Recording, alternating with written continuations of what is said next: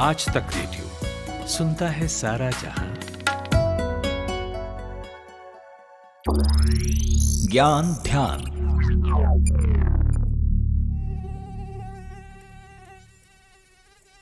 इस आवाज को आप अच्छे से जानते होंगे। अच्छी नींद और खुश इंसान की दुश्मन है ये आवाज। हम कई बार यहाँ तक दुआ करने लगते हैं कि मच्छर को काटना ही है तो चुपके से आकर काट ले, बस कान के पास गाने ना गाए। फिर हम अक्सर ये भी सोचते हैं कि ये कमबख्त मच्छर अंधेरे में भी हमें ढूंढ कैसे लेते हैं, हमारे पीछे पीछे कहीं भी आ जाते हैं। क्या ये एक तरफा प्यार की ताकत है या इसमें कुछ विज्ञान भी है?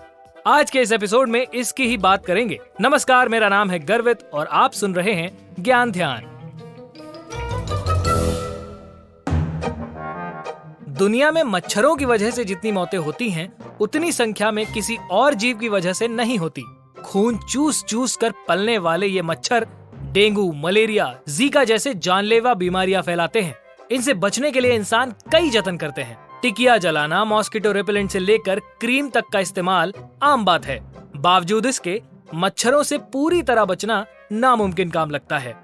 वैज्ञानिकों ने पाया कि मच्छर इंसान की गंध को दूर से सूंघ लेते हैं। इस वजह से वो हमें ढूंढ पाते हैं। हमारी गंध उन तक न पहुंचे, इसके लिए कई प्रयास किए गए, लेकिन लगभग सारे विफल रहे।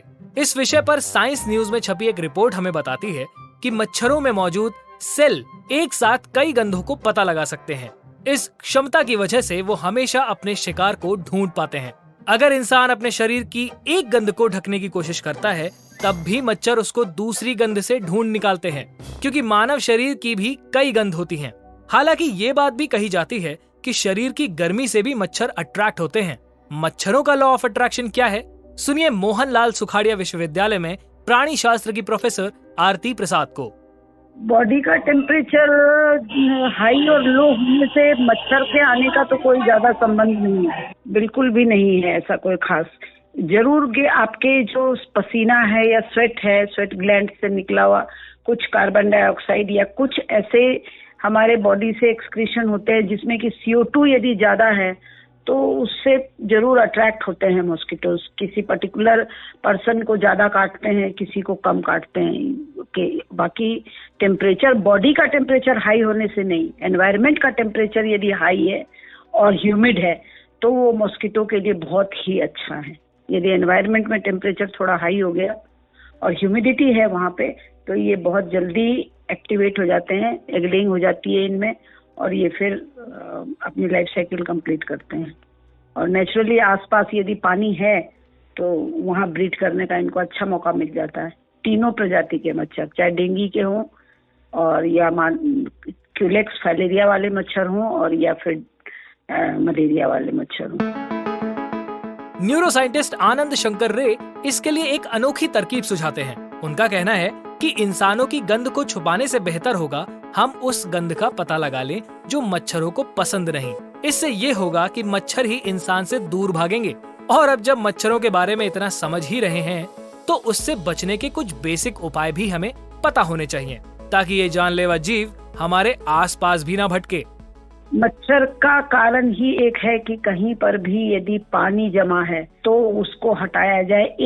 एकमात्र कारण यदि लोग ध्यान दे लें, जैसे टायर इकट्ठा है जहाँ पर भी, जैसे डेंगू का मच्छर है, डेंगू के मच्छर की सबसे खास बात क्या है, कहीं पर 1 चम्मच पानी जमा होगा ना, जैसे आपने नारियल खा करके फेंक दिया, इतने नारियल लोग पी करके फेंक रहे हैं, किसी को आइडिया नहीं है कि उसमें 2 बूंद भी नारियल का पानी रह गया या बारिश का पानी उसके अंदर चला गया तो वो डेंगू का एक बहुत बड़ा कारण होता है।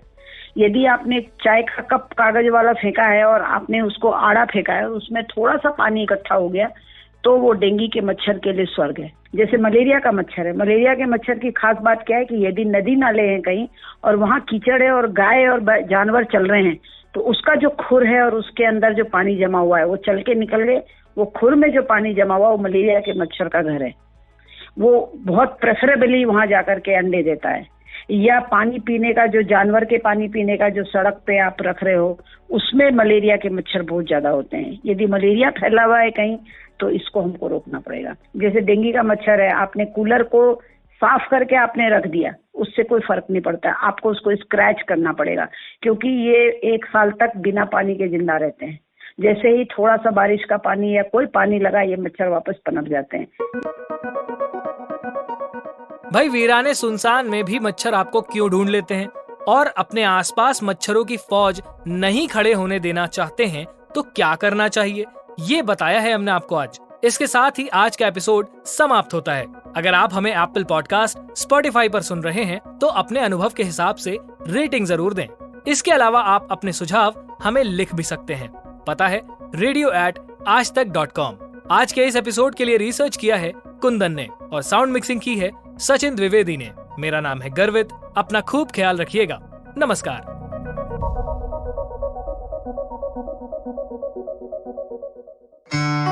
हेलो, मैं रवि शेरगिल आपसे मुखातिब हूँ। पॉडकास्ट्स की दुनिया में गोता लगाना चाहते हो तो कान लगाकर सुनिए आज तक रेडियो, क्योंकि यहाँ आते हैं 3 ताल, पढ़ाकू नितिन, स्टोरी बॉक्स, बल्ला बोल और भी कई मजेदार पॉडकास्ट। आज तक रेडियो, सुनता है सारा जहां।